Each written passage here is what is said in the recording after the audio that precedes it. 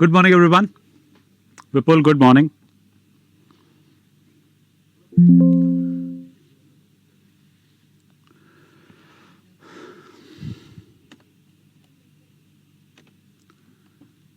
Okay कुछ second लेते हैं, स्टार्ट करते हैं. आप मेरे पीछे स्क्रीन देख पा रहे होंगे.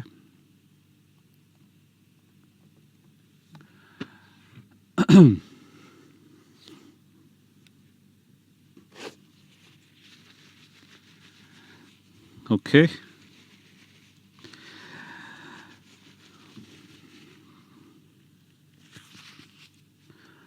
ऑलराइट गाइस, सो सब लोगों का बहुत बहुत स्वागत है फिर से.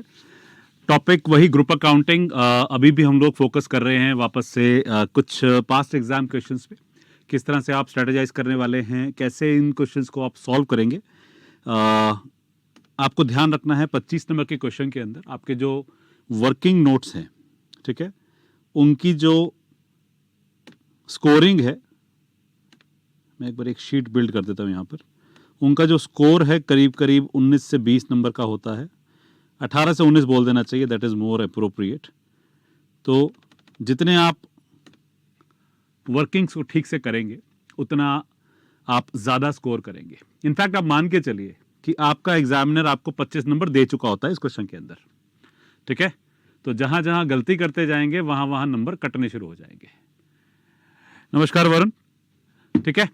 तो उसी थॉट प्रोसेस पे हम लोगों ने बैलेंस शीट का एक क्वेश्चन किया था, उसी फ्लो को कंटिन्यू करेंगे. मैंने आपको बताया था कि जो एडजस्टमेंट्स हैं बहुत बहुत टिपिकल एडजस्टमेंट्स होती हैं, बहुत स्पेसिफिक एडजस्टमेंट्स होती हैं, और इम्पॉर्टेंटली आपका आधा क्वेश्चन कंसोलिडेशन से रिलेटेड होता ही नहीं है. वो पेरेंट कंपनी की बुक्स में कुछ एडजस्टमेंट कर रहा होता है, ठीक है. तो जो भी सब्सिडरी है या अगर एसोसिएट भी आ गई तो भी उसकी कोई सिग्निफिकेंस बुक्स में नहीं आती है, उस क्वेश्चन के अंदर नहीं आती है. पहले ऐसा जरूर होता था जब ये क्वेश्चन 40 नंबर का होता था, ठीक है. तब आपको एक सब्सिडरी भी मिल जाती थी, एक एसोसिएट भी मिल जाती थी, या दो सब्सिडरीज भी मिल जाती थी, और आपसे एक्सपेक्ट किया जाता था कि आप करीब करीब सवा घंटे के अंदर उस क्वेश्चन को कंप्लीट कर लें. लेकिन आपकी जो एग्जामिनेशन स्ट्रैटेजी है, सबसे ज्यादा फोकस आपका टाइम मैनेजमेंट पर होने वाला है, ठीक है. इस क्वेश्चन को 50 minute in theory, 55 minute maximum, उसके ऊपर जाना ही नहीं है. आप जिस भी फेज पे खड़े होंगे, अगर आपने पहला क्वेश्चन यही पकड़ लिया फॉर एग्जाम्पल, ठीक है, 4 क्वेश्चन है, कोई भी क्वेश्चन पहले कर सकते हैं. अगर आपने डिसाइड कर लिया कि मैं कंसोलिडेशन को लेकर बहुत कंफर्टेबल हूं, पहला क्वेश्चन आपने उठा लिया, तो 55 मिनट के बाद इस क्वेश्चन को बंद कर देंगे, फिर बाकी क्वेश्चन पे फोकस करेंगे, ठीक है. फिर समय मिल जाए अंत में जाकर के तो इस क्वेश्चन पे वापस आ जाइएगा, ठीक है. लेकिन साथ ही में अगर आपने डिसाइड किया कि कंसोलिडेशन के अंदर समय चाहिए आपको, आप फोकस वे में करना चाहते हैं, तो आप इसे लास्ट में उठाएंगे, तो रियलिस्टिकली 1 घंटा अपने पास रख के चलिएगा. 55 मिनट फिर भी मतलब अप्रोप्रिएट टाइम था. कंजर्वेटिवली बात करूंगा तो 1 घंटा इस क्वेश्चन के लिए लास्ट में रख के चलिएगा, ताकि पैनिक ना कर जाए, ठीक है. ऑब्वियसली जैसे ही आपका समय खत्म होगा, ऑनलाइन एग्जाम दे रहे हैं आप, तो आंसर अपने आप सबमिट हो जाएंगे, ठीक है. 5 मिनट पहले वो आपको एक प्रॉम्प्ट दे देगा कि ये आपका जो समय है वो समाप्त होने वाला है. तो आपको बिल्कुल ध्यान रखना है कि टाइम को लेकर के मैनेज करेंगे. गुड मॉर्निंग सदाकत, ठीक है.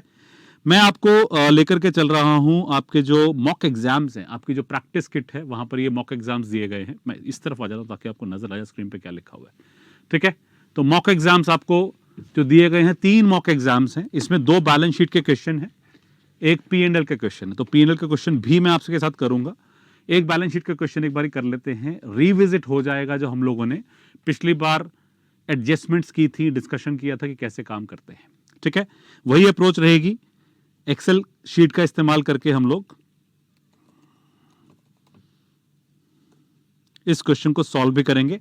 टाइम को माइंडफुल रख के चलेंगे कि हम इसको टाइम के साथ कंप्लीट भी करें, ठीक है.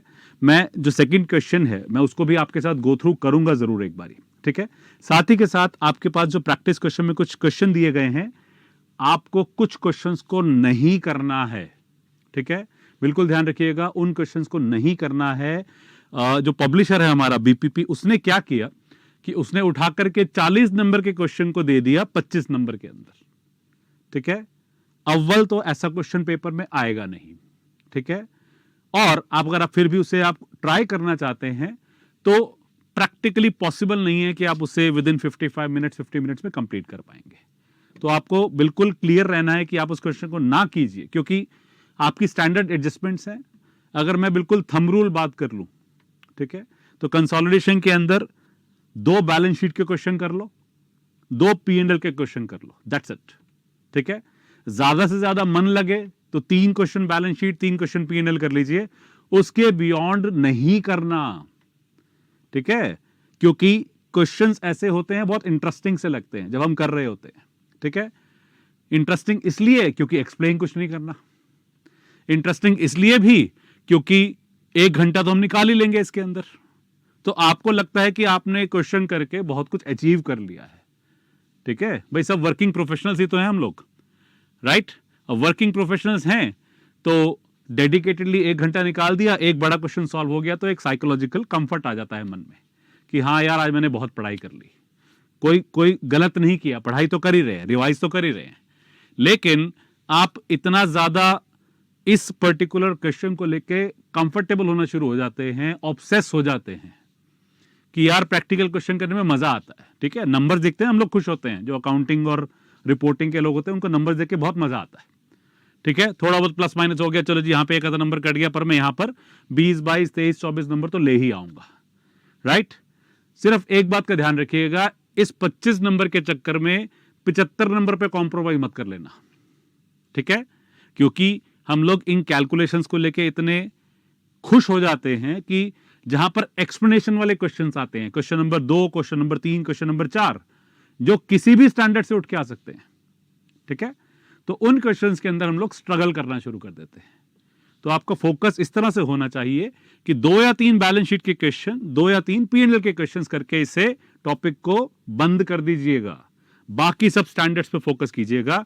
जब रिवीजन सेशंस करेंगे, ठीक है, तो वहां पे उन्हीं स्टैंडर्ड्स को वापस रिविजिट करेंगे। अगर किसी टॉपिक से कोई क्वेश्चन आ जाए तो क्या अप्रोच होनी चाहिए, क्या पॉइंटर्स मुझे लिखने हैं, क्या क्या की एरियाज हैं, वो सारी की सारी चीजें हम रिवीजन में वैसे भी कवर कर लेंगे। ठीक है, तो बिल्कुल बिल्कुल अलाइन रहिएगा। ठीक है, हाँ जी, आपने कहा कि आज का जो सेशन है कॉन्सेप्ट्स या क्वेश्चंस को लेकर के ग्रुप अकाउंटिंग के अंदर लास्ट टॉपिक है। The answer is yes. आज की क्लास के अंदर ग्रुप अकाउंटिंग कवर कर लेंगे। सेपरेटली आपको कोई क्वेरी होती है तो आप रेज कर सकते हैं, कोई दिक्कत नहीं है। विपुल ने कहा कि last date to fill examination form, 2 processes थे। आपका ACCA के साथ रजिस्ट्रेशन होना था, वो डेट जा चुकी है, हम लोगों ने उसको मेंशन किया था। दूसरा, एग्जामिनेशन फॉर्म की डेट आई थिंक 28 अप्रैल की है, उसको भी आप जल्दी से जल्दी कर लीजिएगा, लास्ट डेट की वेट मत कीजिएगा। ठीक है, ये मैं जून की बात कर रहा हूँ, जून सिटिंग की बात कर रहा हूँ। अगर आप दिसंबर में एग्जाम देते हैं तो वही 6 महीने आगे कर दीजिएगा।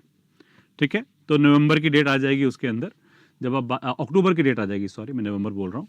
ठीक है, तो इस तरह से चलता है आपका जो पूरा का पूरा प्रोसेस है। ठीक है जी, राइट। चलिए, मैं यहां पर आ गया इस क्वेश्चन के अंदर। समय को नोट करते हैं, 10:13 हैं सुबह के, 10:15 मान लेता हूं।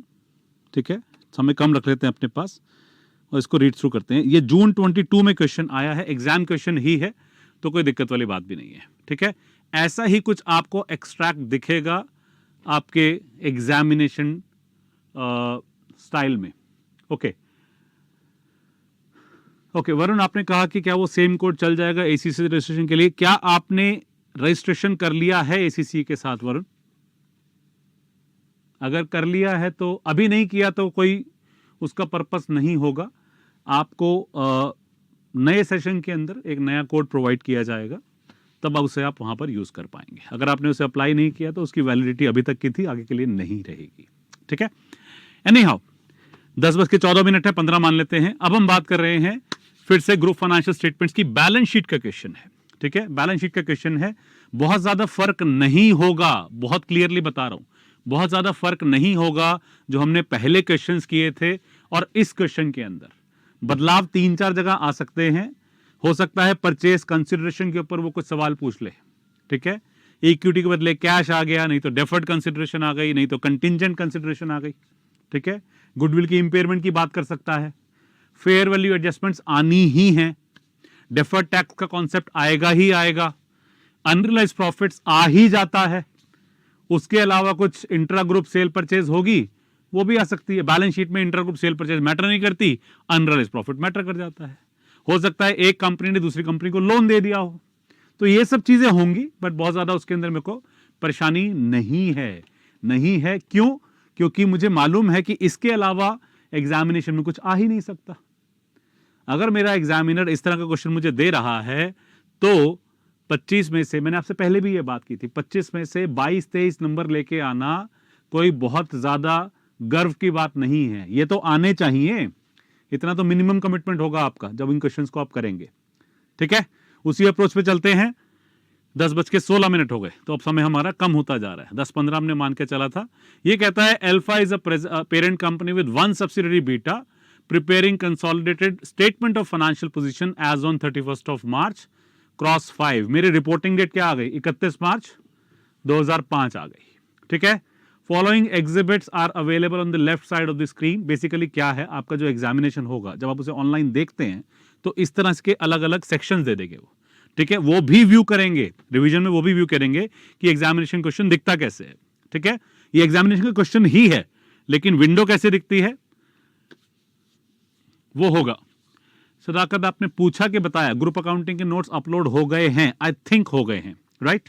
ये शायद आप मुझे बता रहे हैं तो कोई दिक्कत वाली बात नहीं है।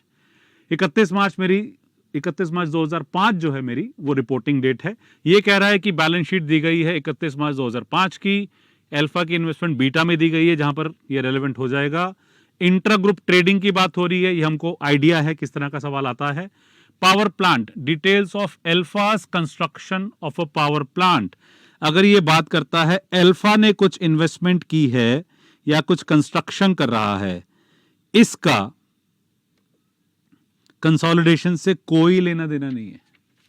ठीक है, इसका कंसोलिडेशन से कोई लेना देना नहीं है। ये तो पेरेंट कंपनी की बुक्स में कुछ एडजस्टमेंट्स हो रही है। ठीक है, finally convertible loan in the books of alpha. फिर से कंसोलिडेशन की बात नहीं हो रही है, अल्फा की बुक में कुछ एडजस्टमेंट करनी है। कन्वर्टिबल लोन का जो स्टैंडर्ड एडजस्टमेंट होता है वो आ ही जाता है। मैं ये नहीं कह रहा कि मोस्ट इंपॉर्टेंट है, बट कॉमनली टेस्टेड है, तो उस हिसाब से बिल्कुल कंफर्टेबल रहेगा। ठीक है, ये क्वेश्चन हम लोगों ने पहले भी किया हुआ है जब कन्वर्टिबल लोन की एडजस्टमेंट की बात आती है। ओके, चलिए इस क्वेश्चन पे आगे बढ़ते हैं। मेरे पास बैलेंस शीट दी गई है। बैलेंस शीट के अंदर मुझे नंबर थोड़ी ध्यान रखने हैं, मुझे तो ये रखना है ध्यान की मेरे नंबर की डिनोमिनेशन क्या है, थाउजेंड्स ऑफ डॉलर्स में है। ठीक है, जहां पर भी इस तरह की कुछ इंफॉर्मेशन दी गई है, एग्जिबिट 2 और 4 फॉर एग्जाम्पल, ठीक है, ये एग्जिबिट 2 दिया गया है ऐसे जो लिखा हुआ है। ठीक है, तो इसका मतलब ये है कि इनमें कुछ एडजस्टमेंट्स होंगी, देख लेंगे थोड़ी देर में वो एडजस्टमेंट्स क्या हैं। इन्वेंट्रीज में एडजस्टमेंट है क्योंकि इंट्रा मेरा अनरियलाइज्ड प्रॉफिट का कुछ कॉन्सेप्ट आ रहा था, तो क्लियर है मुझे। इस चीज का ध्यान रखिएगा, ये जो आपका डिनोमिनेशन है, हर शेयर की वैल्यू जो है वो $1 की है। ठीक है, now what does it mean? It means that कि अगर यहां पर 1 लाख लिखा हुआ है तो हम लोग $1,00,000 की बात कर रहे हैं थाउजेंड्स ऑफ डॉलर्स में, क्योंकि मेरा डिनोमिनेशन थाउजेंड्स ऑफ डॉलर्स में है। इसका मतलब ये हो गया कि 100,000 मिलियन, 100,000 का मतलब हो गया कि 100 मिलियन शेयर्स हैं। क्लियर है इस बात से? $1 क्या है? 100 मिलियन शेयर्स हैं। अगर या 100 मिलियन की कैपिटल है, अगर यही शेयर जो है $2 लिखा होता, ठीक है, आमतौर पे ऐसा होता नहीं है, लेकिन अगर ये $2 लिखा होता, इसका मतलब फेस वैल्यू $2 की है। अमाउंट कितना है? 100 मिलियन। इसका मतलब 50 मिलियन शेयर्स इशू किए गए होंगे। तो बिल्कुल ध्यान दीजिएगा, बिल्कुल एज्यूम मत कर लीजिए कि 100 मिलियन लिखा है तो 100 मिलियन शेयर्स भी हैं। यहां पर इसको लिखना जरूरी, किसी पर्पज से लिखा गया है। उसके बाद आ रहा है, अच्छा एक नई चीज आई है, अदर कंपोनेंट्स ऑफ इक्विटी, वहां पे लिखा हुआ है तो ध्यान रखेंगे। लॉन्ग टर्म बोरोइंग्स हैं जिसके बारे में भी कोई एडजस्टमेंट है, देख लेंगे जब आएगी तो। ठीक है, फिर डेफर्ड टैक्स है एंड ऑल दैट स्टफ। यहां पर मेरी बैलेंस शीट का सेक्शन कवर हो गया। ट्रेड पेबल्स वगैरह में कोई एडजस्टमेंट नहीं है, I am happy about it. Okay, अब ध्यान रखिएगा 31 मार्च 2005 मेरी रिपोर्टिंग डेट है। यहां पर वो बात करता है कि अल्फा ने बीटा में पैसा कब लगाया। अल्फा ने बीटा में पैसा लगाया 1 अप्रैल क्रॉस 3 को। कितना लगाया? 80 मिलियन शेयर्स एक्वायर कर लिए। कितनी कैपिटल थी बीटा की? अभी हम बात कर रहे थे, कितनी कैपिटल थी? 100 मिलियन शेयर्स थे, 100 मिलियन टोटल उसकी कैपिटल थी, राइट विपुल? परफेक्ट, ठीक है। उसमें से 80 मिलियन अल्फा ने ले लिया, तो मैं जो पहली वर्किंग करता हूं, पर ध्यान रखिएगा इस वर्किंग के मार्क्स नहीं होते, सिर्फ अपनी कंफर्ट के लिए हम लिख रहे होते हैं, ठीक है। आप रीड कर पा रहे हैं एक्सेल पे क्या लिखा हुआ है? इसको मुझे अगर जूम इन करना तो मुझे बता दीजिएगा, क्योंकि मैं स्क्रीन पे देखता हूं तो मुझे लगता है छोटा है, जब मैं यहां पर टीवी पे देखता हूं तो मुझे ठीक नजर आ जाता है। Okay, working 1, acquisition date, reporting date और परसेंटेज होल्डिंग। इस वर्किंग के कोई नंबर्स नहीं है, सिर्फ याद रखने के हिसाब से बात हो रही है। 1 अप्रैल क्रॉस 3, 31 मार्च क्रॉस 5, 2 साल का फर्क है, ठीक है, राइट। परसेंटेज होल्डिंग 80% लिख दूं? सभी लोग कंफर्टेबल हैं इस बात के साथ? यहां एक बॉक्स बना दिया, एग्जाम में जरूरत नहीं है, सिर्फ अपने कंफर्ट के लिए बना दिया, ठीक है। जल्दी जल्दी हाँ या ना कीजिएगा, क्योंकि इस क्वेश्चन को 50-55 मिनट के अंदर सॉल्व भी करना है मुझे साथ में आपके, ठीक है। चलिए जी, स्टैंडर्ड एडजस्टमेंट क्या कहती है? 80 मिलियन शेयर आपने एक्वायर कर लिए, जिसमें से आपने कैश पेमेंट की 160 मिलियन की, ठीक है। कब दिया? ऑब्वियसली इंस्टेंट दे दिया, कैश मिला, कैश तो इमीडिएटली दे ही दिया होगा ना, right. Alpha incurred acquisition cost of 10 million and says that presented total cost of 170 as investment in equity instruments. अब वापस बैलेंस शीट पे जाऊं तो आप नोट करेंगे कि अल्फा की बुक्स में इन्वेस्टमेंट इन इक्विटी 170 की आ रही है, ठीक है। 170 के अंदर उसने स्प्लिट दे दिया मुझे कंफर्टेबली कि भाई 160 का कैश दिया था, 10 मिलियन का आपने कॉस्ट इंकर कर दी। कॉस्ट क्या इंकर की होगी भाई? जब आप कंपनी को एक्वायर करते हैं, ठीक है, जब आप कंपनी को एक्वायर करते हैं तो ड्यू डिलीजेंस आ जाती है, कंसल्टेंट्स आ जाते हैं, हो सकता है कि आपने कुछ उसके ऊपर फर्दर काम किया हो, राइट। आप लेट्स से कंटिन्यूसली मीटिंग करते हैं, नेगोशिएशन कर रहे होते हैं, तो आप वैल्यूअर्स को इनवाइट कर लेते हैं या अपनी एक टीम बिल्ड करते हैं, तो ये सब खर्चे होते हैं। एज अ कॉन्सेप्ट याद रखिएगा, एज अ कॉन्सेप्ट याद रखिएगा कि इस तरह की जो कॉस्ट्स होती हैं, ठीक है, इस तरह की जो ड्यू डिलिजेंस कॉस्ट होती हैं, कंसल्टिंग कॉस्ट होती हैं, ये जो भी हमारी बिजनेस एक्विजिशन से रिलेटेड कॉस्ट होती हैं, ये P&L में ही जाती हैं, इन्हें कैपिटलाइज नहीं किया जाता, ठीक है। बड़ा बेसिक सा व्यू है इसके बारे में कि क्या इन कॉस्ट को इंकर करने की वजह से ही मैं एक्विजिशन कर रहा हूं? The answer is no, right. ये जो ड्यू डिलिजेंस वगैरह की कॉस्ट है, इनका एक्विजिशन के डिसीजन से कोई लेना देना नहीं है, ठीक है। इनडायरेक्टली है, मैं मना नहीं कर सकता उस बात को कि आप कितना पैसा एक कंपनी को एक्वायर करने में देंगे, ड्यू डिलिजेंस उसको हेल्प करती है, आपकी नेगोशिएशंस को स्ट्रांग करती है, उसमें कोई डाउट नहीं है। लेकिन इस ड्यू डिलिजेंस कॉस्ट को मुझे P&L में लेके जाना पड़ेगा। अब पेरेंट कंपनी की बुक्स में अगर ये इन्वेस्टमेंट का हिस्सा बन के आ रही है तो आती रहे, ग्रुप की बुक्स के अंदर मुझे इसे खर्चे में दिखाना पड़ेगा। यहां तक कंफर्टेबल है सभी लोग? एज अ कॉन्सेप्ट अलाइन है? Is that okay? Why not capitalizing? Sadaqat ने कहा। सदाकत, एक्चुअली स्पीकिंग दोनों बातें ठीक है, आपका क्वेश्चन वैलिड है। कुछ समय पहले तक, ठीक है, IFRS ये कहते थे कि इन्हें कैपिटलाइज करना चाहिए डायरेक्टली एट्रीब्यूटेबल कॉस्ट का नाम देकर के, ठीक है। बाद में एक व्यू आया, जब इसके ऊपर क्वेश्चनिंग हुई, बाद में एक व्यू बना जहां पर ये डिस्कस किया गया कि भाई ड्यू डिलिजेंस कॉस्ट क्या एक नेसेसरी कॉस्ट है कंपनी की एक्विजिशन को लेकर के? इसके ऊपर आ गई debate.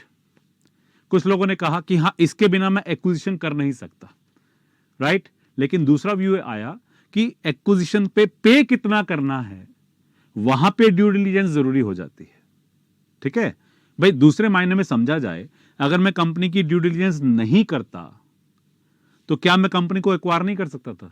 The answer is yes, I could do that, right. तो इसी वजह से इवेंचुअली स्टैंडर्ड के अंदर चेंज किया गया, जहां पे इस तरह की कॉस्ट को P&L में डाल दिया गया, rather than taking it as a part of the cost of acquisition. Is it okay? पहले गुडविल में लेके जाते थे, अब लेके नहीं जाते थे। अब लेके नहीं जाते हैं, पहले परचेज कंसिडरेशन का हिस्सा बन जाता था, अब इसे पीएनएल में लेके जाते हैं। ठीक है, अब ये बात कर रहा है कि जब आप खरीदेंगे कंपनी को कि alpha will make further cash payment of 66.55 million to the former shareholders on 31st of March 2006। Acquire कब की थी कंपनी? 1 अप्रैल को। फर्दर पेमेंट कब करनी है? 31 मार्च को। डेफर्ड कंसिडरेशन बन सकती है, ये बन गई है, रादर प्रॉमिस कर दिया है, कंटिंजेंसी नहीं आ रही यहां पे। प्रॉमिस कर दिया कि 3 साल के बाद हम लोग 66.55 मिलियन अल्फा के बीटा के शेयर होल्डर्स को और एक्स्ट्रा पैसा देंगे, राइट? अब परचेज कंसिडरेशन के अंदर हम लोग उसको फेयर वैल्यू पे लेके आते हैं। फेयर वैल्यू का मतलब क्या है? प्रेजेंट वैल्यू या discounted value. Is it okay? ठीक है, इसने कहा, अब ये ध्यान रखिएगा इस बात का कि अल्फा ने इस बारे में अपनी बुक्स में कोई एडजस्टमेंट नहीं की। करनी तो पड़ेगी, ग्रुप के लेवल पे तो करेगा ना, उसके लिए तो एक तरह से लोन खड़ा हो गया, right? For that matter alpha की बुक्स में भी ये आना चाहिए था, पर उसने अपनी बुक्स में दिखाया नहीं है, बट ग्रुप लेवल पर मुझे इसे दिखाना पड़ेगा। डिस्काउंट रेट 10% है और present value of $1 is 75.132 cents भी है। अब ध्यान रखिएगा इस बात को, आपने एक्विजिशन 1 अप्रैल को की थी, 31 मार्च की आपकी रिपोर्टिंग डेट है। प्रेजेंट वैल्यू तो निकाल ही लूंगा, लेकिन मेरी जो YTD पोजीशन या टू डेट पोजीशन आएगी वो तो 2 साल के हिसाब से आएगी, right? So what I am suppose to do is, let's say I am saying working number 2 deferred consideration. Although मैं इसे डायरेक्टली गुडविल की कैलकुलेशन में निकाल भी सकता था, कोई दिक्कत वाली बात नहीं थी, बट एक एडिशनल वर्किंग डाल दी है ताकि उसको हम लोग वहां पे इस्तेमाल कर सकें। ठीक है, we are saying deferred consideration present value on acquisition date 1 April cross 3। क्या आप लोग सहमत हैं इस नंबर के साथ? 66.55 पे करना है इज इक्वल टू 66550 इंटू 0.75, क्या नंबर था? 132। आर यू कंफर्टेबल कि डेफर्ड कंसिडरेशन की जो प्रेजेंट वैल्यू है वो ये निकल सकती है? सभी लोग इस नंबर के साथ अलाइंड हैं? ठीक है, डिस्काउंट रेट तो लगाया और क्या किया? ठीक है, ये नंबर आ गया मेरा 66,550 इंटू 0.75132, ये आ गया 50,000। Can I say deferred consideration या finance cost on deferred consideration up to 31st of March cross 4, पहले साल की अगर मैं डेफर्ड कंसिडरेशन का इंटरेस्ट कॉस्ट निकालूं तो 50,000 इंटू 10% आ जाएगा, विच इज 5,000। ठीक है, which means what? Deferred consideration on 31st of March cross 4, 50,000 भी नहीं दिया, उसका 5,000 भी नहीं दिया, तो उसकी जो वैल्यू आएगी वो 55 की आ जाएगी। ठीक है भाई, मुझे अपनी बैलेंस शीट में 31 मार्च 2005 रिपोर्टिंग डेट पे कितना मुझे पैसा शेयर होल्डर को देना है उसकी वैल्यू तो दिखानी पड़ेगी ना, right?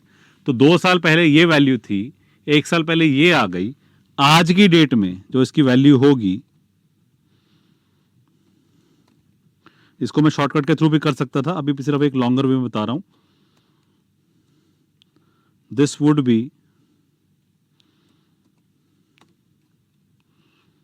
5,500, which means that this is 55,000 plus 5,500। यहां तक कंफर्टेबल हैं सभी लोग?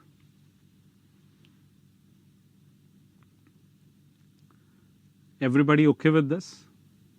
इसका शॉर्टकट क्या था मेरे पास?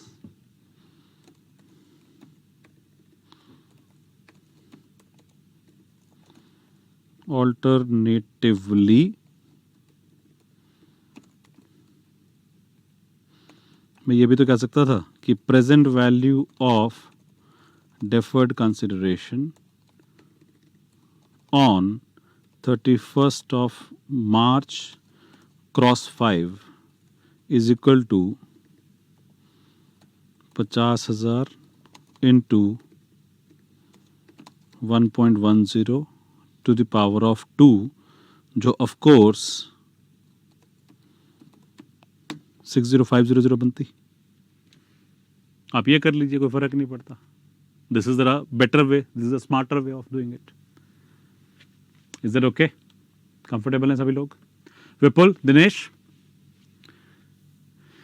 ठीक है? दोनों में से कोई भी चीज कर सकते हैं, कोई फर्क नहीं पड़ता। ठीक है जी, राइट? इसका मतलब क्या हुआ, जो फाइनेंस कॉस्ट आ गई मेरी up to 31st of March cross 5, इन दोनों का डिफरेंस हो गया सीधा 60500 माइनस 50,000। यहां तक का मेरा खर्चा बुक्स में आता, उसने अकाउंटिंग ही नहीं करी अभी तक, राइट?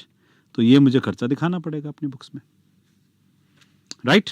ये डेफर्ड कंसिडरेशन के अंदर आ गया। उसने अकाउंटिंग की ही नहीं है, इसलिए हम लोग ऐसी बात कर रहे हैं। ऑलराइट? फिर उसने कहा कि चलो ठीक है, ये सब तो आपने पेमेंट करनी है, उसका गुडविल की कैलकुलेशन के अंदर काम आ जाएगा। उसके कहते हैं 1 अप्रैल 3 को जो बीटा की इक्विटी है, रिटेन अर्निंग्स और अदर कॉम्पोनेंट्स ऑफ इक्विटी भी दिए गए हैं, which is fine for us. अगर दिया हुआ तो अच्छी बात है, उसमें कोई दिक्कत ही नहीं हमारे लिए। ठीक है? अब ये कह रहा है कि इसी दिन fair value of betas identifiable assets and liabilities with an exception of property plant and equipment, सब एसेट्स की जो फेयर वैल्यू थी वो बुक वैल्यू से रिफ्लेक्ट कर रही है। ठीक है? सिर्फ प्रॉपर्टी प्लांट का एक इक्विपमेंट है जिसकी बुक वैल्यू 160 मिलियन है, फेयर वैल्यू 190 मिलियन है, लाइफ 5 साल की है, टैक्स रेट 20% का है। इसमें तो कोई प्रॉब्लम ही नहीं है। ठीक है? तो मुझे करना क्या है? All I am trying to say is working number 3 fair value adjustments. ये स्टैंडर्ड एडजस्टमेंट फिर से आ गई मेरे पास। ठीक है? Particulars, carrying amount, fair value, difference, 2 साल के अंदर मूवमेंट भी हुई होगी और नेट डिफरेंस भी आ गया होगा। ठीक है? प्रॉपर्टी प्लांट इक्विपमेंट ही है, एज इट इज लिख देता हूं। कैरिंग अमाउंट 160 है,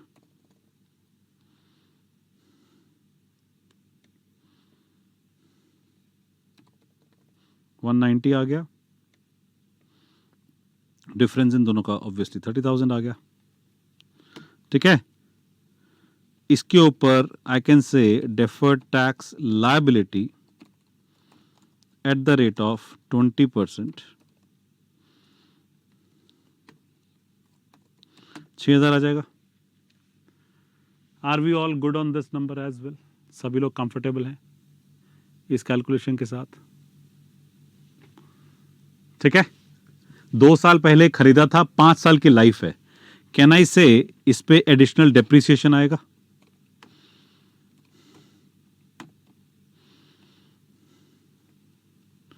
into 2/5, 30,000 into 2/5। Okay?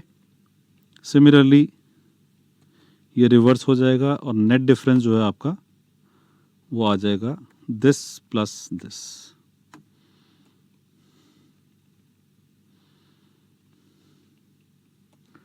Are we good on this as well? ये भी एक स्टैंडर्ड एडजस्टमेंट है, हम 1-2 बार कर चुके हैं। कोई सवाल है तो बताइएगा, नहीं तो आगे बढ़ूंगा इमीडिएटली इसके अंदर।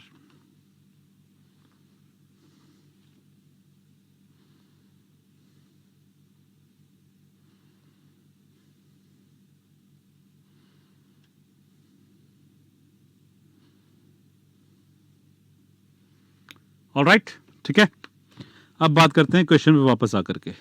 ये कह रहा है कि जो नॉन कंट्रोलिंग इंटरेस्ट है वो proportion of net assets method है, तो कोई दिक्कत ही नहीं है। हम लोगों ने पहले फेयर वैल्यू पे निकाला था, अब प्रोपोर्शन ऑफ इंटरेस्ट पर निकाल देंगे। ठीक है? बाद में कुछ इंट्रा ग्रुप ट्रेडिंग है तो ऑब्वियसली बाद की बातें हैं, एक्विजिशन की बात की बातें हैं। तो मैं यहां पर, अगर आप कंफर्टेबल हैं तो मैं गुडविल कैलकुलेट कर लेता हूं। हम लोगों ने एक एड ऑन एडजस्टमेंट डाल दी डेफर्ड कंसिडरेशन की। टू बी ऑनेस्ट ये वर्किंग की जरूरत थी नहीं, पर just to make it simple, ठीक है, ब्रेक डाउन कर दिया फर्दर। जैसे जैसे मैं क्वेश्चन रीड करता जा रहा हूं वैसे वैसे मुझे एडजस्टमेंट नजर आ रही है, तो मैंने उसके हिसाब से वहां पर एक वर्किंग क्रिएट कर दी, ऑल्दो टू बी ऑनेस्ट मुझे उसकी जरूरत नहीं थी। ठीक है, कैन आई से परचेज कंसिडरेशन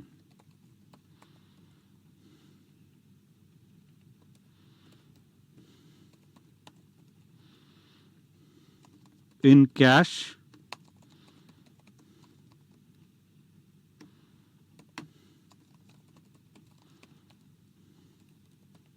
और deferred consideration। in cash याद है अमाउंट 160,000 था, ठीक है। deferred consideration में निकाली थी 50,000।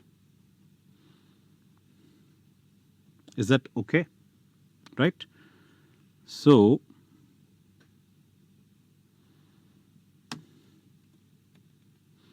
ये वर्किंग नंबर 2 से आ गई, ये आ गया टोटल, कितना पैसा आपने दिया है, less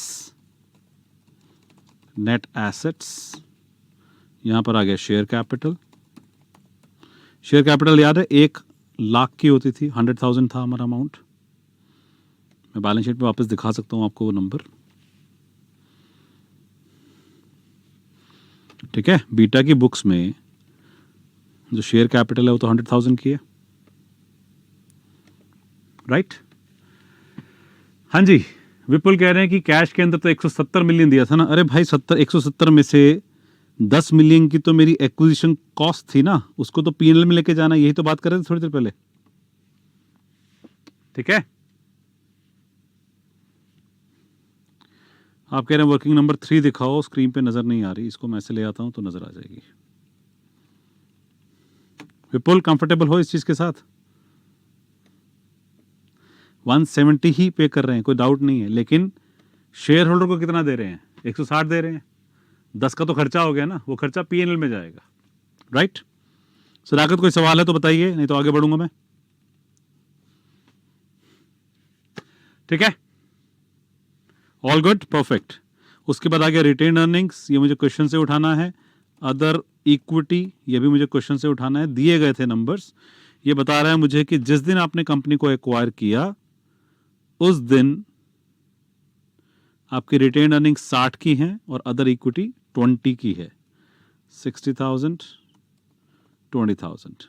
can I say fair value differences as per working number 3, deferred tax liability, ये भी वर्किंग नंबर 3, ये मुझे नंबर से उठाने हैं खाली। इट इज दिस, ठीक है, एंड दिस, ये बन गया टोटल। ये नंबर रिप्रेजेंट करता है एक्विजिशन डेट पे, ठीक है। एक्विजिशन डेट पे बीटा का वर्थ कितना है, 100% उसका वर्थ कितना है, वो यहां पर इस नंबर से रिप्रेजेंट हो रहा है, ठीक है। लेकिन आपने तो 80% के लिए एक्विजिशन करी है, इसका मतलब मुझे 20% जो है एनसीआई को देना है,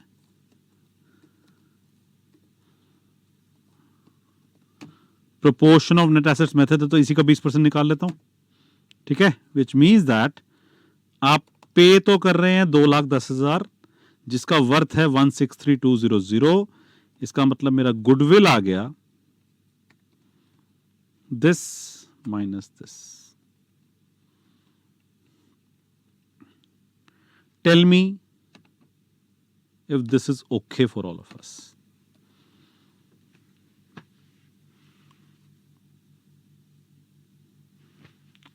एवरीबडी ओके विद दिस? हाँ, मैं रुक गया दोस्त, कोई दिक्कत नहीं, मुझे कोई जल्दी ही नहीं है इस चीज के अंदर।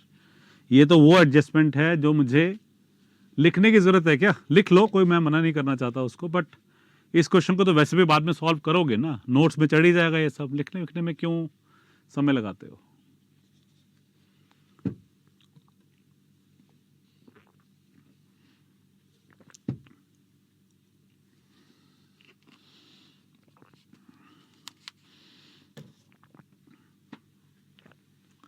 Is it okay?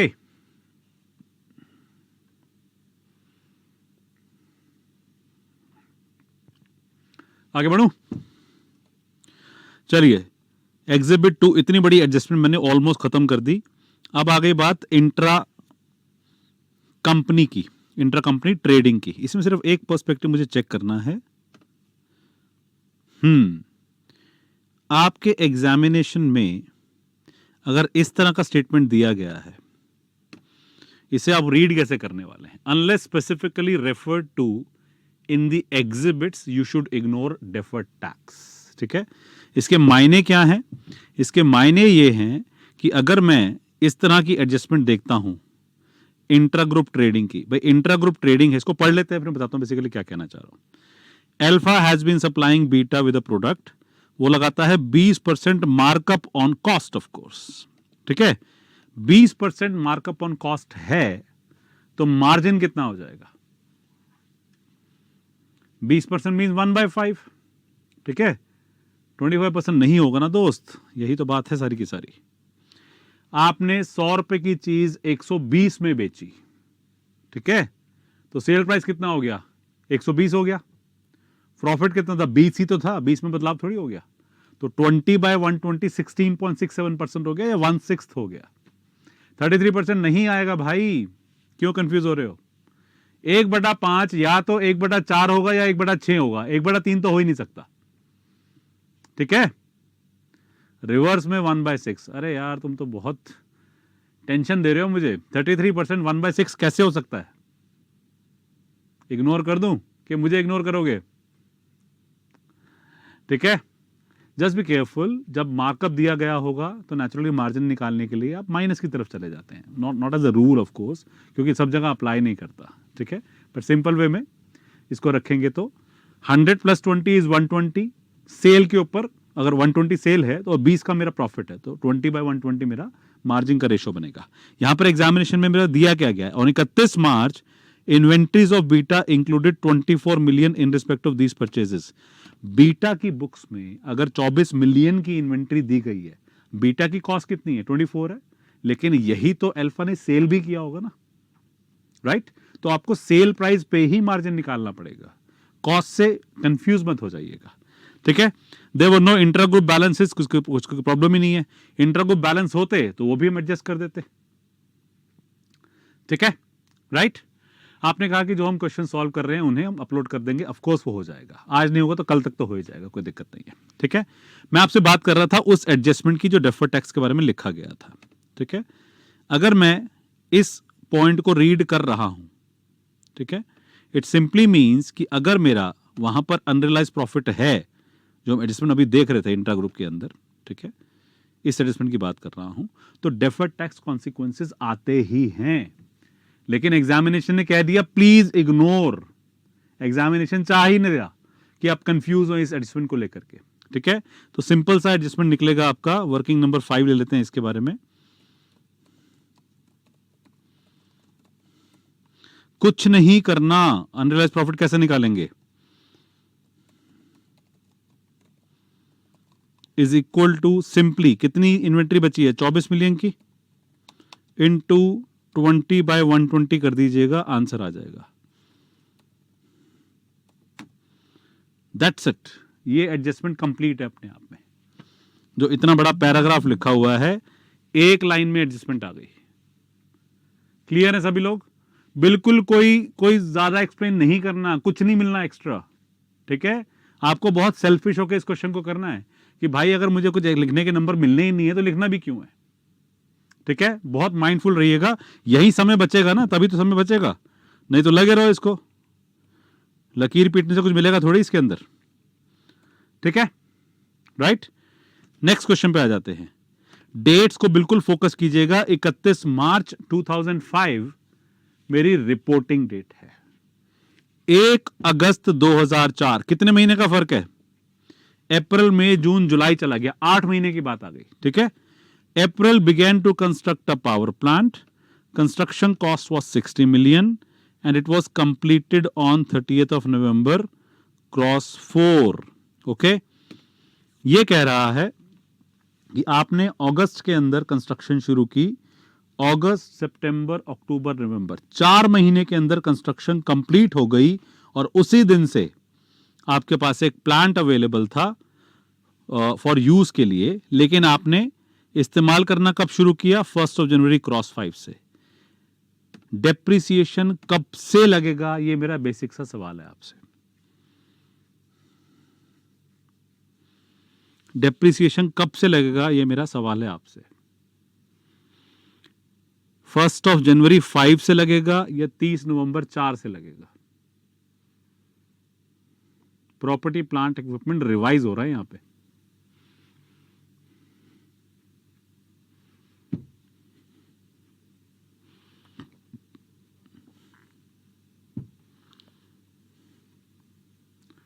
Put to use किसने बताया? सदाकत ने बताया। सदाकत भाई, एक मशीन खरीद ली, इस्तेमाल कर सकते थे पर किया नहीं है, डेप्रिसिएशन क्यों नहीं लगाऊंगा? अवेलेबल फॉर यूज चलता है, रेडी फॉर यूज चलता है, पुट टू यूज का कोई मतलब नहीं बनता। फिजिकली लाइफ तो जा ही रही है ना उसकी। Is it okay? तो ध्यान रखिएगा, किस डेट से लेके जाऊं इसको? 30 नवंबर क्रॉस 4 से जाएगा। Is it okay? अब इसमें कंसोलिडेशन कहां है? ये तो प्रॉपर्टी प्लांट इक्विपमेंट आ गया, ठीक है? That's one thing. उसके बाद उसने कहा कि 1 जुलाई क्रॉस 4 से उसने 60 मिलियन से फाइनेंसिंग भी करा ली। इंटरेस्ट जो था वो 8% दे रहा है हर साल के हिसाब से। अब 31 मार्च क्रॉस 5 को उसने इस प्रॉपर्टी प्लांट इक्विपमेंट को इनकरेक्टली लिख करके दे रहा है कि इनकरेक्टली अकाउंट फॉर कर लिया at 62.01 which is given as under. ठीक है, कि इतनी वैल्यू पे उसे दिखा रहा है। उसका ब्रेकडाउन क्या है? 60 मिलियन कंस्ट्रक्शन का, ठीक है, कंप्लीटली पेरेंट्स की बुक की एडजस्टमेंट है, कंसोलिडेशन का कोई लेना देना नहीं है, ठीक है। 60 मिलियन की परचेज की, वो तो ठीक है, कंस्ट्रक्शन कॉस्ट तो वैसे भी कैपिटलाइज होनी थी, कोई दिक्कत वाली बात ही नहीं है, ठीक है। लेकिन उसने इंटरेस्ट कॉस्ट को भी कैपिटलाइज कर दिया। अब इंटरेस्ट कॉस्ट को कैपिटलाइज करते हैं, उसके लिए स्टैंडर्ड कौन सा लगता है? बोरोइंग कॉस्ट का। बोरोइंग कॉस्ट कंपल्सरी चाहता है, कंपल्सरी रिक्वायर्ड है उसके अंदर, ठीक है, कि आप बोरोइंग कॉस्ट को कैपिटलाइज करेंगे। किस कॉन्टेक्स्ट में करेंगे, कब करेंगे? तब करेंगे जब आपका एसेट जो है वो क्वालिफाइंग एसेट हो। Is it okay? विपुल ने कहा कि फाइनेंस कॉस्ट को सिर्फ 4 महीने के लिए कैपिटलाइज करना है, ठीक है, सिर्फ 4 महीने के लिए कैपिटलाइज करना है। वापस से बात करते हैं, हम लोगों ने कंस्ट्रक्शन शुरू कब की? 1 अगस्त को। कंस्ट्रक्शन खत्म कब हुई? 30 नवंबर को। लेखपाल जी, स्क्रीन में से चैट नहीं नजर आ रही मुझे, एक बार देख सकते हैं please?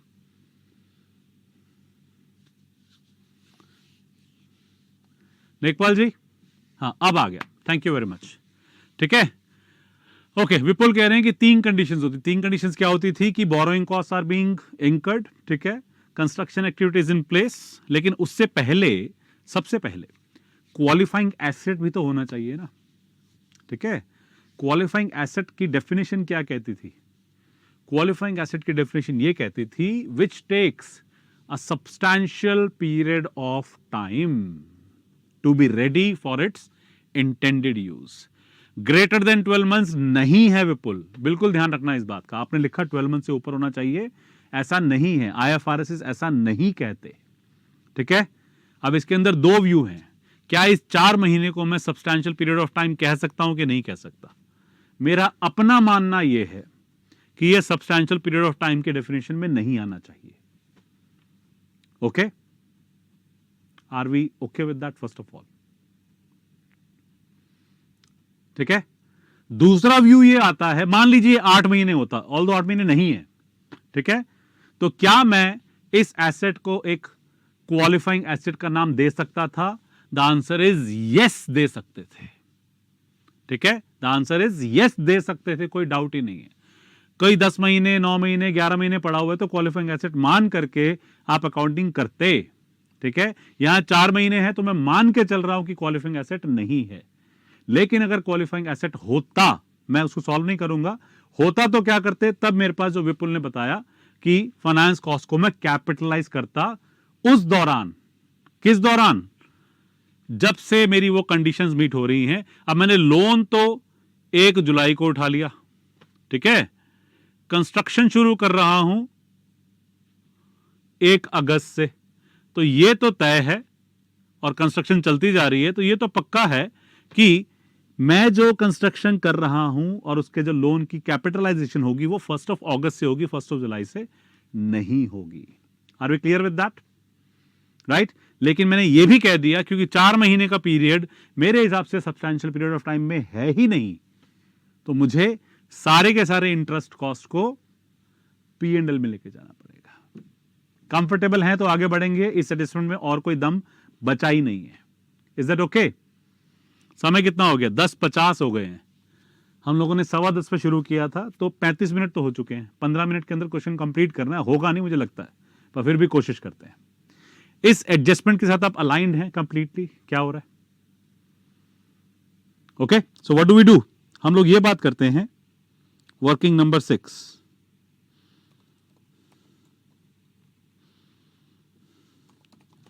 Cost of plant to be capitalized. ठीक है, कंस्ट्रक्शन कॉस्ट 60 मिलियन की थी,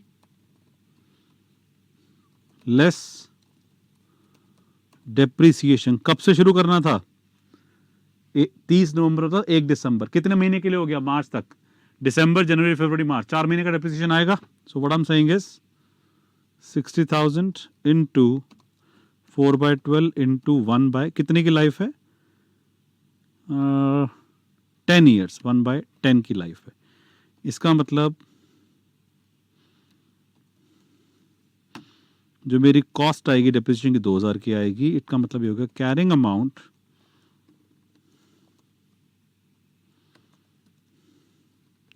58,000 का आ जाएगा। Is that okay? Right? Which means what?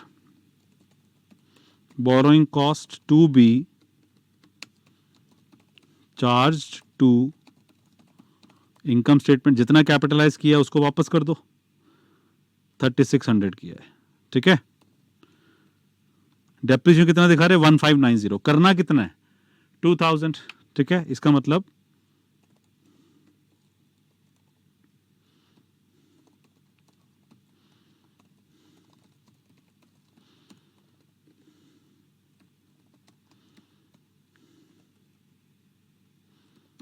$410 आ जाएगा। Tell me if that makes sense. First of all, इस एडजस्टमेंट को लेके कोई सवाल है तो बताइए। आई एम अज्यूमिंग और आई एम होपिंग कि we are all comfortable.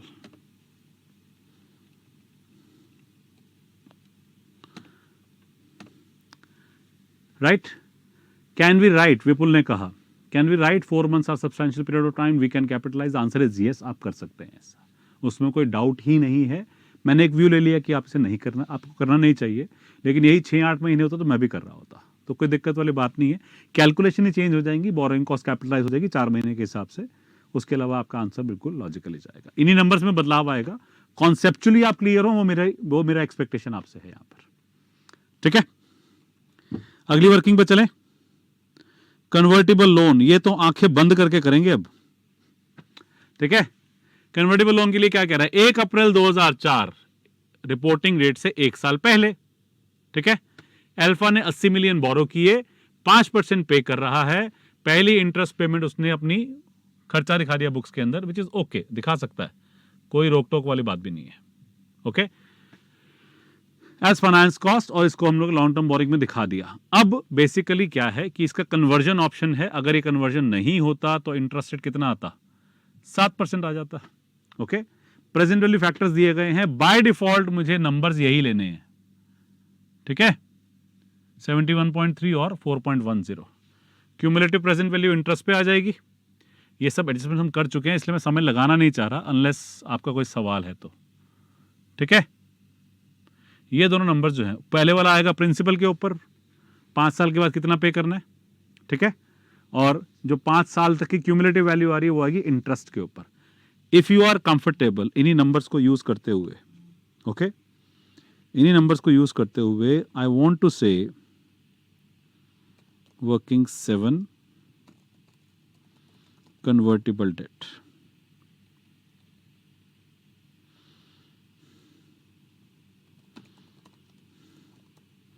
Liability amount.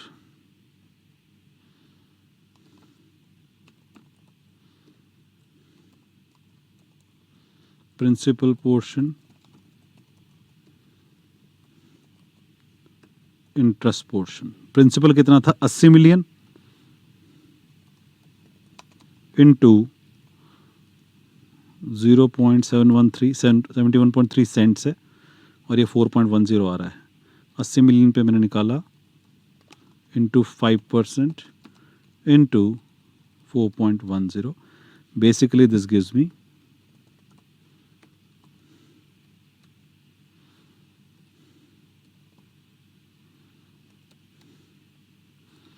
ये मेरा आ गया liability portion.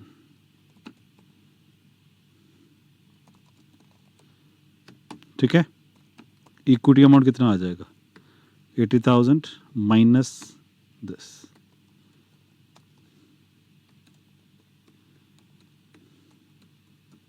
Okay, this is one step. दूसरा स्टेप क्या है आपके लिए जो याद रखने वाला है कि liability on 31st of March cross 5, ये जो निकला है मेरा, ये तो 1 अप्रैल क्रॉस 4 का निकला है ना। ठीक है, तो ये आ गया opening balance which is 73440। Interest expense इस पे 7% निकलेगा। ओके, ये आ गया टोटल लेस पेड। आपने 4,000 पे कर दिया। ठीक है, which means that closing balance आपका 74,581 आ गया। Is this okay as well? यहां तक कंफर्टेबल है?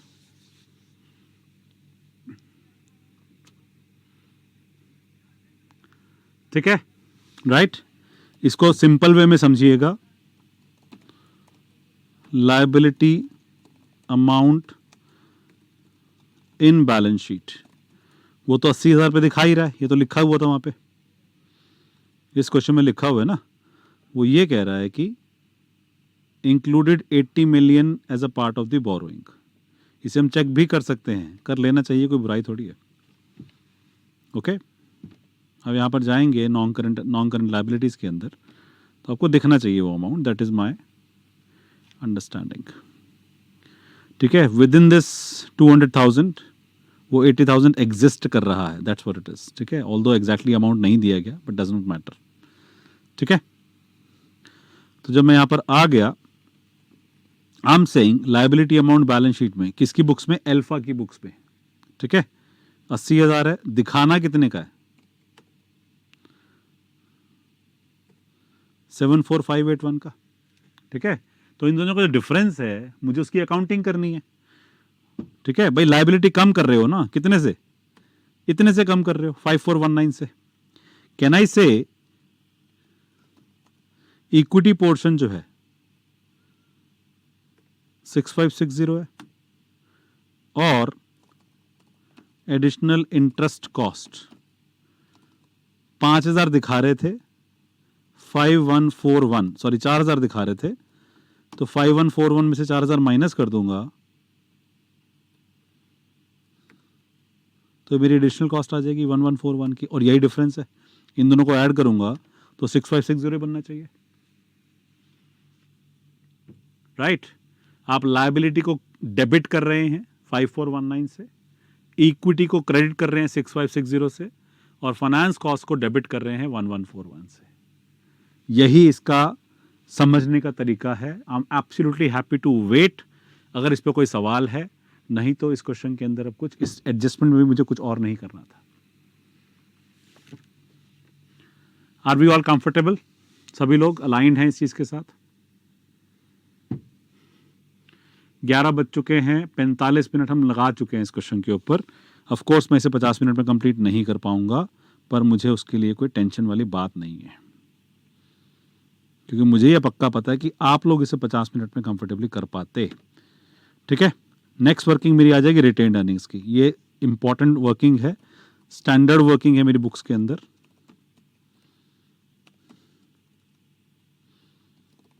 Alpha and Beta as per question. ठीक है, बैलेंस शीट में क्या क्या दिया गया है? बैलेंस शीट में लिखा गया है कि इन दोनों की बुक्स में रिटर्न अर्निंग्स 160 और 80 की आ रही है। Okay,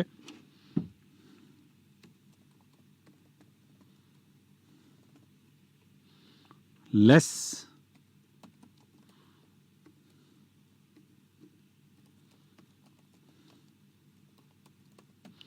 pre acquisition earnings. याद है गुडविल पे गुडविल के अंदर कैलकुलेट कर रहे थे हम लोग, रिटेन अर्निंग 60,000 की है, इसका मतलब पोस्ट एक्विजिशन मेरी आ गई 20,000 की।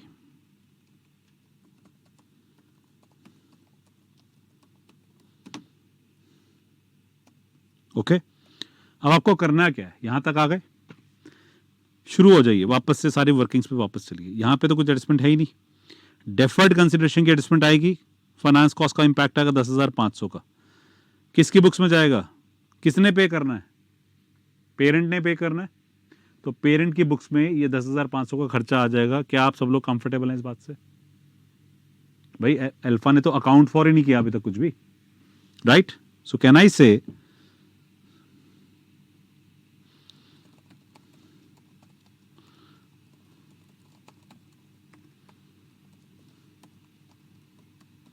वर्किंग नंबर 2 के हिसाब से डेफर्ड कंसिडरेशन 10,500 की। Is that all right? ठीक है, can I say fair value changes working number 3 के अंदर हमने निकाले, किसकी बुक्स में, बीटा की बुक्स में, जो डेप्रिसिएशन एडिशनल डेप्रिसिएशन आएगा 12,000 का। ठीक है, similarly deferred tax liability reversal, ये भी वर्किंग नंबर 3 से आ गया 2400 का। Working number 3 complete. 4 जो है वो गुडविल की है, तो उसका P&L से कोई लेने देना नहीं है। अनरियलाइज प्रॉफिट किसने बेचा था, अल्फा ने बेचा था, तो अल्फा की बुक्स में से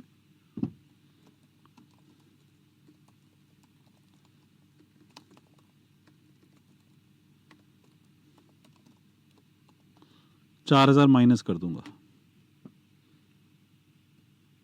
ठीक है, फिर आ गया प्लांट की एडजस्टमेंट आ गई। इसमें देखना पड़ेगा अपने को क्या करना है, बोरोइंग कॉस्ट को P&L में लेके जाना है, डेप्रिसिएशन को भी P&L में लेके जाना है। इसका मतलब ये दोनों मेरे P&L में जाने वाले हैं वर्किंग नंबर 6 के हिसाब से। Sorry,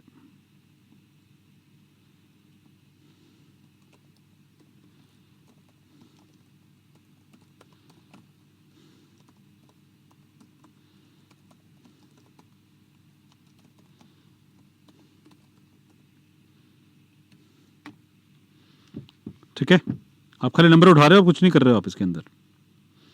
3600 and 410। ओके, फिर आ गया वर्किंग नंबर 7, इंटरेस्ट कॉस्ट आ जाएगी 1141 की, तो इसे आप P&L में लेके जा रहे हो।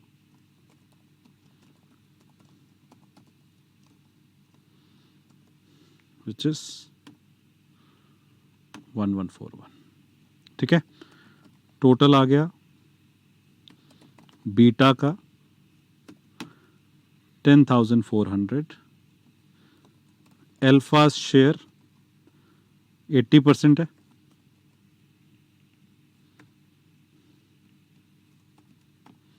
राइट? NCI शेयर 20% है, इसे इस कॉलम में ले जाते हैं।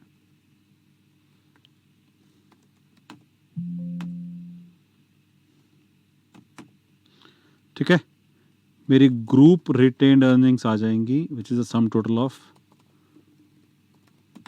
This column.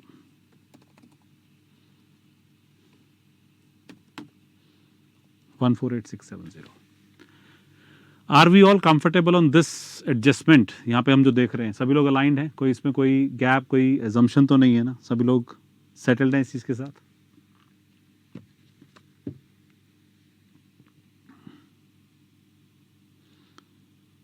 Is it okay? Right, ठीक है। इसमें क्योंकि अदर कंपोनेंट्स ऑफ इक्विटी दिया गया है, तो मुझे उसको एक सेपरेट वर्किंग की तरह दिखा देना चाहिए। आप इसे इस तरह से समझिए कि जैसे मैंने ये बनाया है, एग्जैक्टली ऐसे कुछ मैं बनाता हूं यहां पर।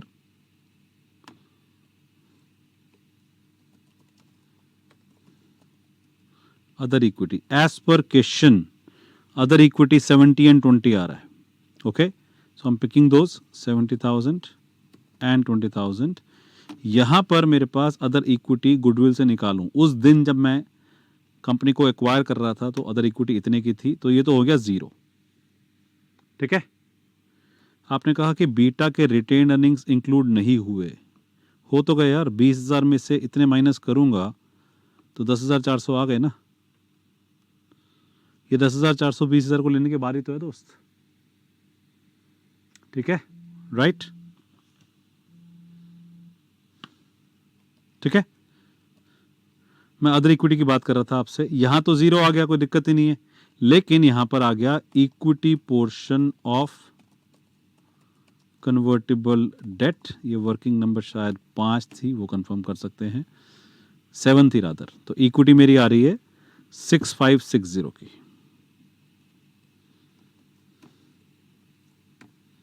ओके, मेरी ग्रुप इक्विटी बन जाएगी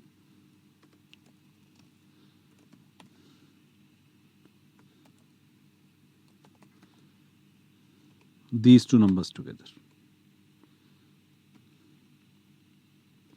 Is that okay, everybody? ठीक है, राइट. फाइनल वर्किंग एनसीआई की है, बहुत स्ट्रेट फॉरवर्ड सी है.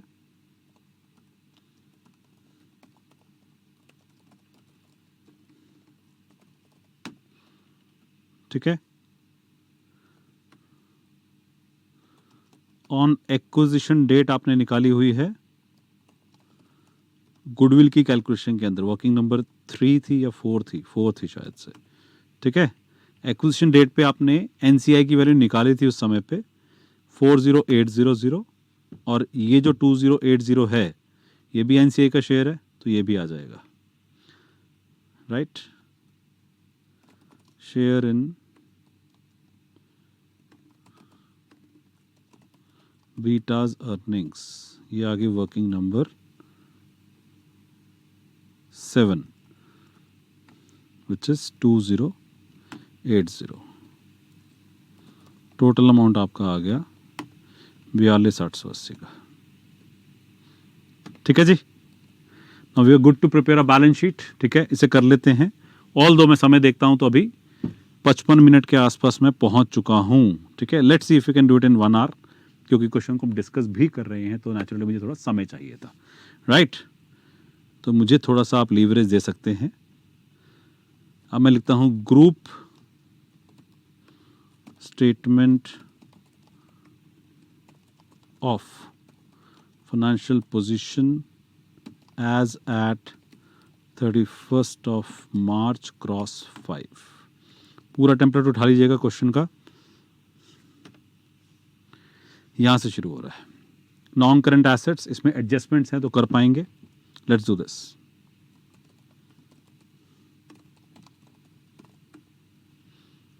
Assets and then non current assets. ठीक है,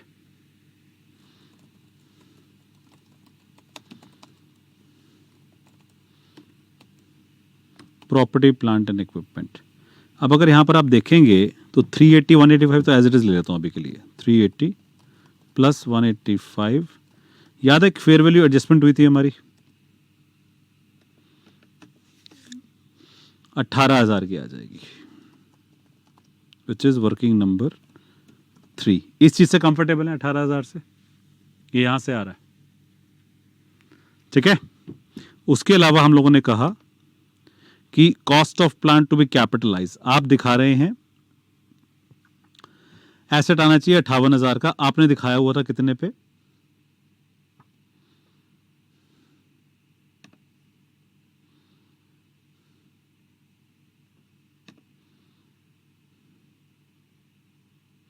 $62,010 का. ठीक है, इसका मतलब ये हुआ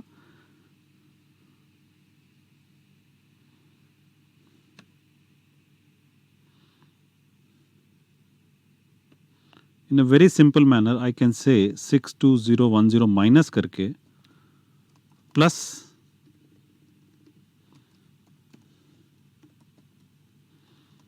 58,000 कर दूं तो भी कोई दिक्कत वाली बात तो नहीं है.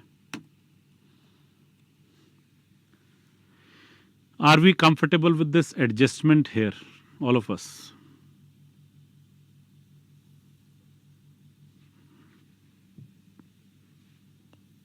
Is this okay? 380 पेरेंट की बुक में, 185 बीटा की बुक में, 18,000 फेयर वैल्यू चेंजेस, 62,000 की एक मशीन दिखा रहे थे लेकिन दिखानी 58,000 की है, तो इतना मैं ऑब्वियसली एडजस्टमेंट करूंगा. ठीक है, that's what we are saying. ये नंबर आ गया मेरे पास.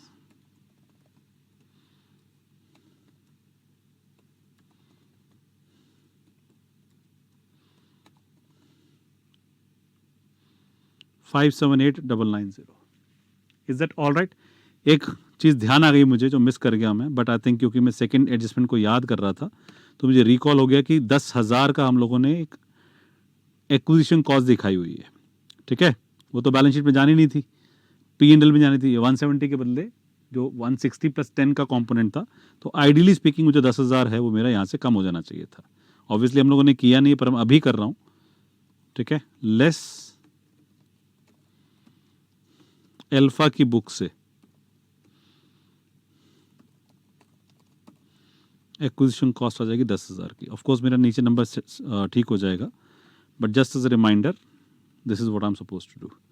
अब इन्वेस्टमेंट इन बीटा के बदले गुडविल आ जाएगा. वर्किंग नंबर 4 थी, मुझे ध्यान है, उसको उठा लेते हैं यहाँ से. 46800. ठीक है जी, यहां तक कंफर्टेबल है. फिर आगे करंट एसेट्स. करंट एसेट्स के अंदर इन्वेंट्रीज के अंदर मेरे पास अनरियलाइज प्रॉफिट आएगा, तो यहां पर मेरे पास अमाउंट आ रहे हैं 90 प्लस 65.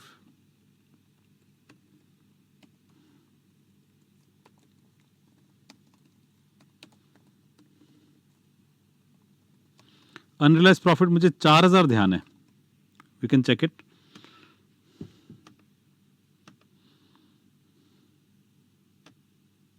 वर्किंग नंबर 5 में 4,000 है. ठीक है, so I am saying working number 5.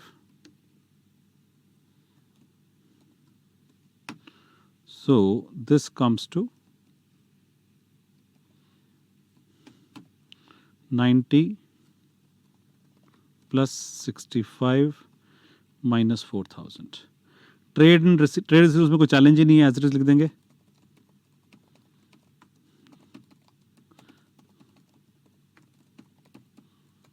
Cash and cash equivalents. ठीक है, ये आ गया 100 प्लस 50. ये आ गया 35 प्लस 20. ये 150 हो गया. ये आ गया 55. Okay, all right, let's assume और कुछ नहीं है तो टोटल एसेट्स बन जाएगा यहाँ पे.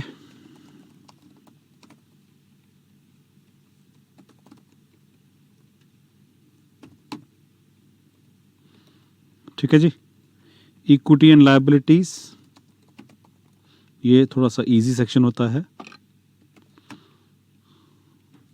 शेयर कैपिटल सिर्फ पेरेंट की. Group retained earnings as per workings, working 7 थी जो मैं रिकॉल कर पा रहा हूँ. अदर इक्विटी, ये भी वर्किंग थी, working number 8. Non controlling interest आ जाएगा, वर्किंग नंबर 9.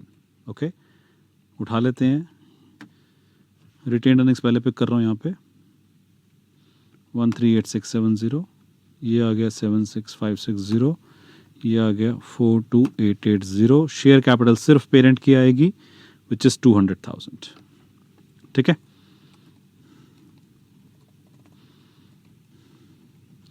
अब आ गए हम लोग नॉन करंट लायबिलिटीज पे. लॉन्ग टर्म बोरिंग्स में बदलाव था, if you recall.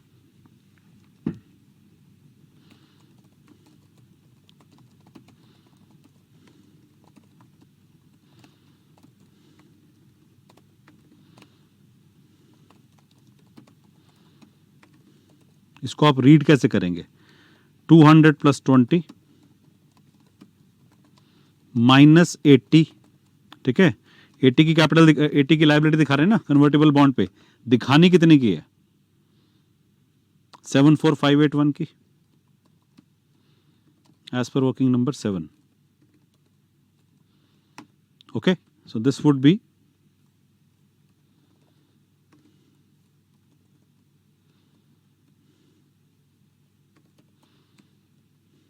let's say 214581. Defer tax यहाँ पे भी एडजस्टमेंट आएगी फेयर वैल्यूज के चक्कर में 20 प्लस 10 प्लस डेफर टैक्स मेरा जो था वर्किंग नंबर 3 थी मेरे पास 3600 का 3600 का है वर्किंग नंबर 3 के अंदर. So we are saying this is 33,600 total ले लिया मैंने. यहाँ पे कोई चैलेंज नहीं है. Trade and other payables and current tax payable. Okay, सिर्फ एक प्रॉब्लम रह गई यहाँ पे जो मेरी डेफर्ड कंसिडरेशन थी, मैंने उसको नहीं उठाया था, अब उठा लेता हूँ. वर्किंग नंबर 2 में हमने निकाल दिया था. रिमेंबर 60500 था शायद.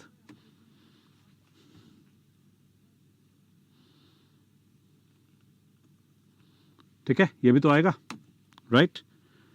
फिर आगे मेरे पास current liabilities, trade and other payables. इसमें कोई कॉम्प्रोमाइज मत कीजिएगा, कुछ भी शॉर्ट में मत लिखिएगा. You don't want to annoy your examiner. ठीक है, करंट टैक्स पेएबल्स. और ये सब होने के बाद भी कोई गारंटी नहीं है कि नंबर टैली हो ही जाएंगे, बैलेंस शीट मैच कर जाएगी. But I am not even worried about it as of now. ठीक है, 40 जमा 30,000. This is 145,000. This is 70,000. ये आ गया टोटल इक्विटी एंड लायबिलिटीज. और मुझे पता नहीं क्यों लग रहा है कि टैली नहीं करेगा. 981790 981791 अप्रॉक्सीमेट वैल्यू है. रिटेन इसमें कुछ मिस कर दिया होगा. Does not bother me a lot. ठीक है, for the sake of argument मान लीजिए किसी वजह से हम बस टैली नहीं करेंगे. But I want you to think about it first of all. सबसे पहला काम आप देखेंगे आपने समय कितना लगाया है. 1 घंटा और 3 मिनट लग गए हैं. ठीक है, करीब करीब 60 मिनट तो लग ही गए हैं. हम पढ़ते भी जा रहे थे तो 60 मिनट से ऊपर लग गए. आप 10 मिनट पीछे हैं इस क्वेश्चन के अंदर करते हुए. ठीक है, for the sake of argument मान लीजिए ये नंबर कहीं पे मेरा कुछ ज़्यादा बड़ा डिफरेंस आ गया. ये तो राउंडेड फिगर है तो मुझे कोई फ़र्क नहीं पड़ रहा. I am happy with that statement. किसी वजह से मेरा एक नंबर टैली नहीं करता तो क्या डिज़ायरेबल है, क्या अप्रोप्रिएट है कि मैं इसको बैठ करके टैली करने बैठ जाऊँ? The answer is no. छोड़ दो एज इट इज़, कोई फ़र्क नहीं पड़ता. एक आधे नंबर का इम्पैक्ट है, फैक्टर कर लीजिए, बाकी क्वेश्चन पे फोकस कीजिएगा. ठीक है, आपके लिए जो टाइम है वो ज़्यादा वैल्यूएबल है rather than that 1 mark on which you might land up spending 10 minutes. ठीक है, 10 मिनट का मतलब 5 नंबर का पेपर अटेम्प्ट करना था और आप करने क्या बैठ गए, एक आधे नंबर की कैलकुलेशन देखने बैठ गए. हो सकता है 2 गलती भी हो, मैं उस चीज़ को भी डिनाई नहीं करना चाहता. पर भाई अगर वर्किंग में बहुत सारी गलती कर दी तो वैसे भी उसको लेके बैठे हो तो कुछ मिलेगा नहीं उसके अंदर. अगर मैं मान लूँ कि आप इन सब वर्किंग के साथ कंफर्टेबल हो तो ऑनेस्टली बताऊं बहुत ज़्यादा फर्क पड़ता नहीं है बैलेंस शीट टैली हो रही है कि नहीं हो रही है. थोड़ा बहुत चलता है, एग्जामिनर आपको रिलैक्सेशन दे देगा. नंबर तो काटेगा, ये थोड़ी कि नंबर आपको पूरे दे देगा. बट फिर भी कोशिश ये कीजिएगा कि समय पे ज़्यादा फोकस करें. नेसेसरली आंसर को मिलाने के चक्कर में समय मत लगा दीजिएगा. बिल्कुल वेस्ट ऑफ एफर्ट है, करना नहीं चाहिए, डिजायरेबल नहीं है बिल्कुल भी. Getting my point what I am trying to say? Everybody okay with that? ठीक है.